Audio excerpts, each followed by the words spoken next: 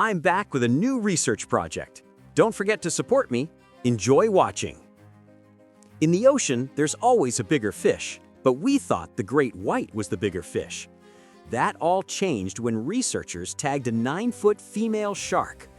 Weeks later, her tag was found, and the story it told was terrifying. It recorded the shark's final moments, being swallowed and taken on a plunge by an unknown creature. Biologists finally solved the mystery of what this super predator was, and it's still out there. What swallowed Shark Alpha? It all started as a routine scientific mission off the coast of Western Australia. The year was 2003.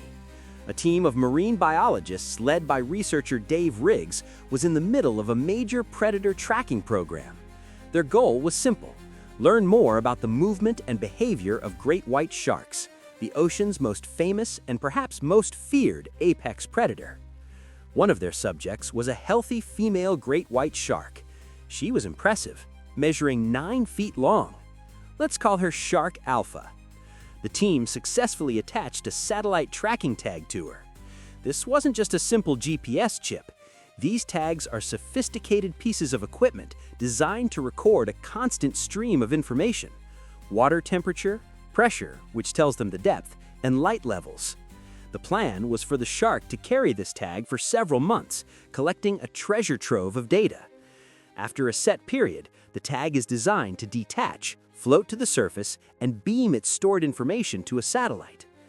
For 4 months, everything seemed perfectly normal. Shark Alpha's tag showed her moving along the southern coastline, behaving just like a great white shark should. She was following typical patterns, likely hunting seals and other prey. The researchers were pleased. Then, everything changed. The tag suddenly popped up on a beach, washed ashore just a couple of miles from where Shark Alpha was first tagged. This was unexpected, but not impossible. Maybe the tag detached early. Maybe it was a malfunction. A researcher went to retrieve it, and that's when this routine study became one of the greatest mysteries in modern marine biology. When the team downloaded the data, they stared at the screen in disbelief. What they saw made no sense. It was a digital ghost story. The data showed that Shark Alpha had been swimming normally in water that was about 46 degrees Fahrenheit. Suddenly, the temperature sensor on the tag shot up. It didn't just rise, it spiked to 78 degrees Fahrenheit. That's a 32-degree jump almost instantly. The crazy part is, there is only one place in the ocean that can be 78 degrees at that depth: the inside of another animal's stomach. The tag, and by extension Shark Alpha, had been swallowed. But that wasn't even the most baffling part. Immediately after the temperature spike, the depth sensor told a terrifying story. The tag began to plunge. It didn't drift down as if it were sinking. It was pulled down hard and fast. It dropped 1,900 feet, almost 2,000 feet, straight down into the deep ocean. This was a power dive, a vertical descent at an incredible speed. So here's the deal. A 9-foot-long great white shark, an apex predator at the top of its food chain, was ambushed, swallowed, and then dragged into the abyss by something else, something bigger. The data kept recording. For the next several days, the tag remained at these crushing depths, moving around inside the digestive system of this unknown creature. The temperature stayed at a stable 78 degrees. Then, 8 days after the initial attack, the tag was, excreted. It was released, finally floating back to the surface and washing ashore where the researchers found it. The team was stunned. This was more than just a biological puzzle. It was a direct challenge to everything they thought they knew. How could a 9-foot apex predator be taken down so easily? The news of the super predator case spread like wildfire. Initial speculation ran wild. People were saying all kinds of things. Was it some unknown sea monster? A mythical kraken? Had scientists just found evidence of a living megalodon? A prehistoric shark thought to be extinct for millions of years? The public's imagination exploded. After all, if something could eat a 9-foot great white, what else was it capable of? But the scientists stayed grounded. They knew this wasn't a myth, this was real. They had the data. It wasn't a blurry video or an old sailor's tale. It was a digital fingerprint, a precise minute-by-minute account of the shark's final moments. They had a genuine mystery on their hands, and they were determined to solve it. They had to figure out what kind of animal could swallow a 9-foot shark, raise its internal temperature to exactly 78 degrees, and then dive 1,900 feet. The hunt for the super predator had officially begun. What they found pointed to a shocking reality lurking just beneath the waves, a monster of its own kind. As researchers sifted through the bizarre data, they had to start with the most logical suspects. What do we know is in that water is big enough and matches the data? Yeah, about that. The first theory they landed on was perhaps the most unsettling. The predator was another great white shark. This seemed unthinkable at first. Great whites are supposed to be the top of the food chain. They are solitary, powerful hunters. Once they reach maturity, they have no natural enemies. Or so we believed. But the ocean has always been a place of brutal survival. And as scientists dug deeper, they found that cannibalism among sharks is not only possible, it's shockingly common. What most people don't realize is this behavior is deeply rooted in shark biology. For some species, it starts before they are even born. In sand tiger sharks, for example, the embryos develop in the womb with tiny functional teeth. The largest and most developed embryo will literally hunt and consume its smaller siblings inside the womb. This is a phenomenon called intrauterine cannibalism.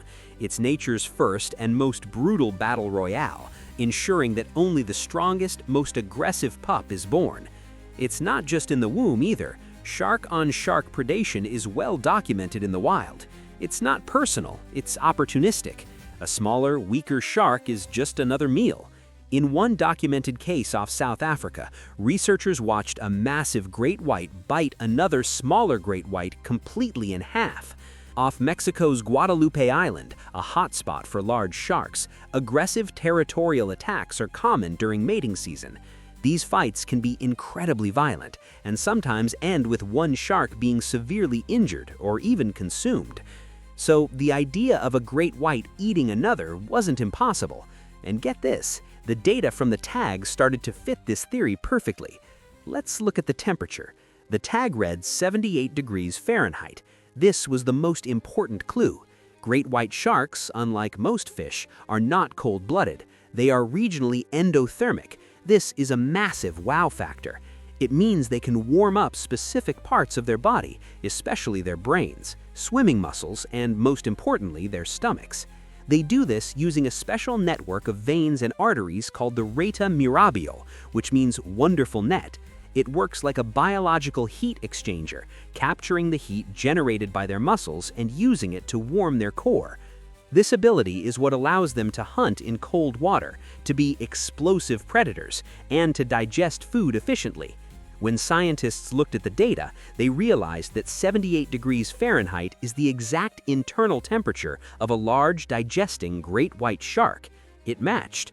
It wasn't the 98-degree furnace of a mammal, and it wasn't the cold 46 degrees of the surrounding water. It was a shark's stomach. Then there was the dive, the 1,900-foot plunge. This also fit the profile. Great white sharks are known to make dramatic vertical migrations, diving over 3,000 feet into the twilight zone. A large, dominant shark, after consuming a massive high-fat meal like a 9-foot shark, would absolutely dive deep. Why? To digest in peace, to cool down, or simply to patrol its deep water territory. So here's the deal. The data strongly suggested that shark alpha was ambushed and swallowed by another great white. The next question was how big? To consume a 9-foot-long shark, even in a few massive bites, the predator would have to be colossal. The researchers did the math. They estimated the super predator would have to be at least 16 feet long and weigh over 4,000 pounds. And that was a conservative estimate. It was very possible it was even larger, perhaps closer to the 20-foot giants that are rarely seen but known to exist. This paints a terrifying picture. A 9-foot shark is the size of a small car. The predator that ate it would have been the size of a large pickup truck or even a small bus. This wasn't a fight, it was a one-sided ambush.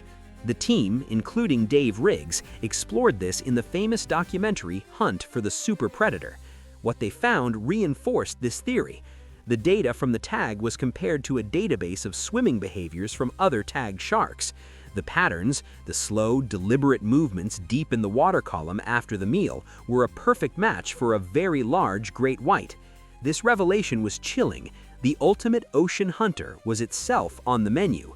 And its worst enemy wasn't some mythical monster, it was just a bigger, more dominant version of itself. But just as the case seemed solved, new evidence from across the globe presented a second, equally terrifying suspect: an ecology of fear. While the cannibal shark theory fit the data well, it wasn't the only apex predator in the water. As the mystery of shark alpha captured the public's imagination, another very different kind of ocean hunter was making headlines for a series of grisly and bizarre events.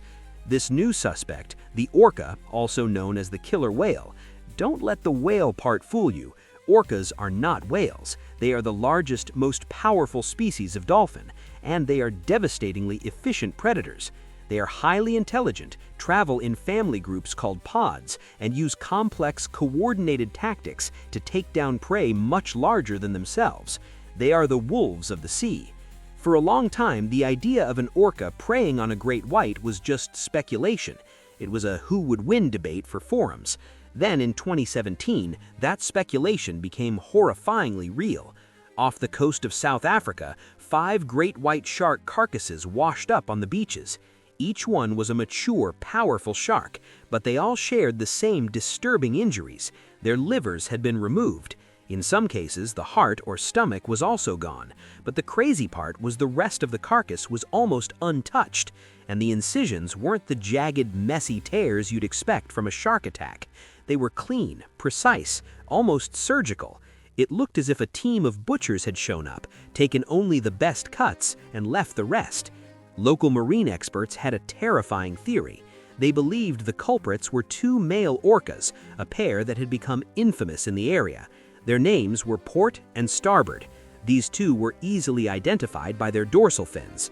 Port's fin was bent to the left and Starboard's to the right, and they had been spotted in the area right around the time the shark remains started washing up. Scientists believe Port and Starboard had developed and perhaps even taught each other a specialized technique for hunting great whites. The process is chilling in its intelligence. They would work as a team to bump or slap the shark, forcing it to the surface. Then one of them would flip the shark upside down. This move is critical. When a shark is flipped onto its back, it enters a state of temporary paralysis called tonic immobility. It's a natural trance-like state. The shark is helpless, unable to move, unable to fight back. Once the great white was paralyzed, the orcas would use their powerful jaws to bite precisely into the shark's armpit, just behind the pectoral fin. This is the softest spot. From there, they could easily remove the liver, a massive organ that can make up a quarter of a shark's total body weight. But why just the liver? Because a shark's liver is one of the most energy-dense foods in the entire ocean. It is packed with a fatty, nutrient-rich compound called squalene.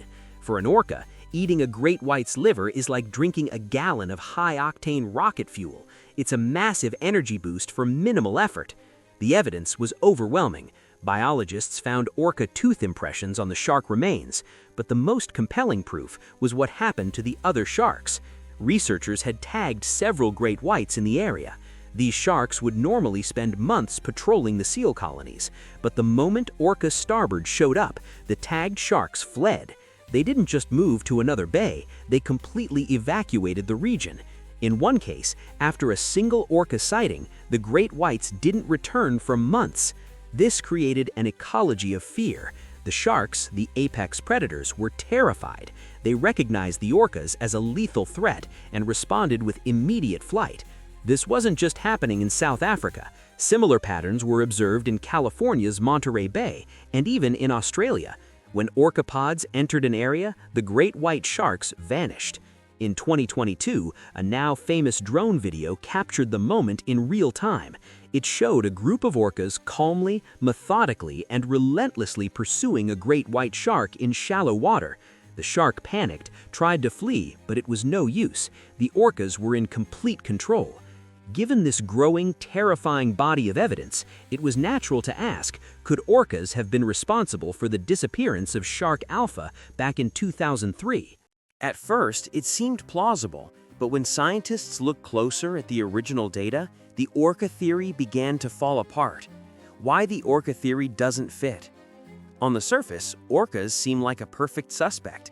They are intelligent, powerful, and now proven to be shark hunters. Everyone was obsessed with this idea. The media loved the killer whale versus great white narrative. But here's the catch. When the scientists in the shark alpha case compared the orca theory to their hard data, it just didn't line up. In fact, the data from 2003 directly contradicted the way orcas are known to hunt. Let's break down the inconsistencies. First, and most importantly, was the temperature. The tag recorded a spike to 78 degrees Fahrenheit. As we discussed, this perfectly matches the internal stomach temperature of a great white. It does not match an orca. Orcas are mammals just like us. Their internal body temperature is much higher, typically hovering between 96 and 100 degrees Fahrenheit. If an orca had swallowed that tag, the reading would have been at least 20 degrees hotter. 78 degrees is simply too cold for a mammal's core. This was a huge red flag. Second, there was the method. The data from shark alpha showed the tag was swallowed and remained inside a digestive tract for 8 days. This is not what orcas do.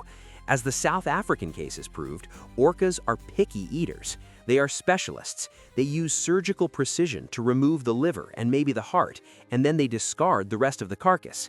They don't swallow a 9-foot shark whole. It's just not their behavior. The event that happened to shark alpha was not a surgical removal. It was a clean, efficient, down-the-hatch event. The two hunting styles are polar opposites. Third, there was the dive. This is a big one. After the attack, the tag was pulled down 1,900 feet. While orcas can dive deep, they are air-breathing mammals. They have lungs. They must return to the surface to breathe. A rapid, sustained 1,900-foot plunge after a massive hunt just doesn't fit their physiological profile. A great white shark, on the other hand, breathes water. It has no such limitations. A deep dive to digest is perfectly normal behavior. The predator's movement post-attack screamed fish, not mammal. And finally, there was the aftermath. When shark alpha showed up in South Africa, the sharks panicked and created a ghost town. The researchers in Australia looked for this after shark alpha's disappearance. They checked on the behavior of other sharks in the area. And get this, nothing changed. The other sharks in the region just kept on being sharks. They didn't flee, they didn't vanish, they just continued patrolling and hunting as if nothing had happened. This suggests the event was a localized, isolated incident. It wasn't a changing of the guard where a new, terrifying predator, the orca, had moved in. It was more like an internal dispute. So here's the deal. While orcas are clearly capable of taking down great whites, they were almost certainly not responsible for this specific event. The temperature was wrong, the method was wrong, the dive was wrong, and the ecological aftermath was wrong. The orca theory was a dead end. This forced researchers to go back to their first, most chilling conclusion. The evidence didn't point to a new monster entering the food chain. It pointed to the monster that was already at the top. The culprit had to be one of their own, but it was a version far more terrifying than they had imagined. The monster in the mirror. The ocean is a realm of mysteries, but this one was different. This wasn't an ancient legend or a sailor's ghost story. This was hard data. A 9-foot-long great white shark, a female dubbed Shark Alpha, had been tagged by researchers. She was a perfect specimen, an apex predator in her prime. And then she vanished. The tag, a sophisticated device recording depth and temperature, was all that remained. Days later, it washed up on a beach, telling a story so violent it baffled the entire scientific community. The data was a digital scream. In a matter of seconds, the tag recorded a terrifying high-speed plunge. Shark Alpha was dragged from her comfortable cruising depth near the surface, straight down 1,900 feet into the crushing, icy darkness. But even more shocking was the temperature. The tag's internal thermometer suddenly spiked from the 46-degree chill of the deep water to a scorching 78 degrees Fahrenheit. This wasn't a malfunction, this was biology. That 78-degree reading was the internal temperature of a digestive system. Shark Alpha, the 9-foot-long hunter, had been eaten. The question was, by what? What monster lurking in the waters off Australia could possibly ambush, overpower, and consume a 9-foot great white in a single catastrophic event? The search for the super predator was on, and it led researchers down a rabbit hole of terrifying possibilities, from the plausible to the prehistoric.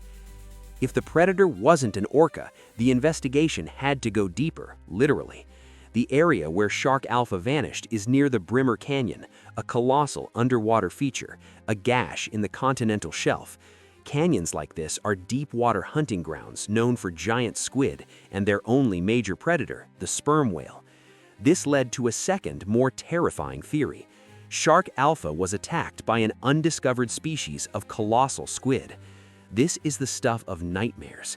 We know giant squid exist, with tentacles lined with razor-sharp hooks and eyes the size of dinner plates. But the colossal squid is even bigger, a true kraken of the deep, estimated to reach 45 feet or more. What if Shark Alpha, a 9-foot shark, looked like an easy meal to a monster lurking in the canyon's darkness? The narrative is chilling. The shark strays too far over the drop-off. Suddenly, tentacles erupt from the blackness, wrapping around her, suckers and hooks digging into her flesh. The shark thrashes, but it's no use. The monster begins to pull her down into the crushing pressure of its deep water lair. The 1,900-foot plunge, that wasn't a dive, that was the squid dragging its prey home. It's a perfect horror story, but it has one fatal flaw: the temperature. A squid, no matter how colossal, is a cold-blooded invertebrate. Its internal temperature would be identical to the freezing water around it. It could not, under any circumstances, generate an internal heat of 78 degrees. The squid theory was dead in the water. With the logical theories failing, the internet and armchair cryptozoologists latched on to the most sensational idea of all. The predator was Carcharodon megalodon. The megalodon, a 60-foot prehistoric shark and an ancestor of the great white, so large it hunted whales. Its jaws were wide enough to swallow a car. For decades, people have theorized that this monster didn't truly go extinct, that a population survived, retreating into the deepest, unexplored parts of the ocean, places just like the Brimmer Canyon. This theory seems to explain everything. What could swallow a 9-foot shark whole? A megalodon. What could exert that much force in a single ambush? A megalodon. The 1,900-foot dive, that's just a 60-foot giant cruising in its natural habitat. The 78-degree temperature. As an ancestor of the great white, it would almost certainly have had a similar warm-blooded circulatory system. The megalodon theory is perfect. It's dramatic, it's terrifying, and it fits most of the data. Scientists, of course, dismiss this completely. There is zero evidence, no modern teeth, no gargantuan bite marks on whale carcasses. A creature that large would leave a massive footprint on the ecosystem. It would be seen. It's a compelling piece of fiction, but it's not reality. So, with the orca theory ruled out, the mythical monsters dismissed, and the prehistoric ghosts busted, the scientific team was left with only one conclusion. It was a conclusion that fit every single piece of data, and in many ways, it was far more terrifying than any of them. The predator that ambushed and ate Shark Alpha was another, much larger great white shark. This is the accurate theory. It's not as flashy as a mythical sea monster, but it shatters our entire perception of the ocean's hierarchy. It confirms that the one creature we thought was safe from all others is in fact its own worst enemy: cannibalism. Let's look at the evidence one last time. The temperature spiked to 78 degrees Fahrenheit, a perfect, undeniable match for a great white's digestive system. Great whites are not cold-blooded.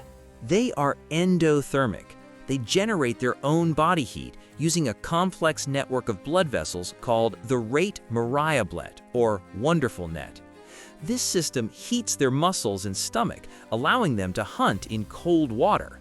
78 degrees is their precise internal temperature. the 1,900-foot plunge. This was the smoking gun. It wasn't an attack, it was the aftermath. This is classic behavior for a large shark after a massive, high-energy meal.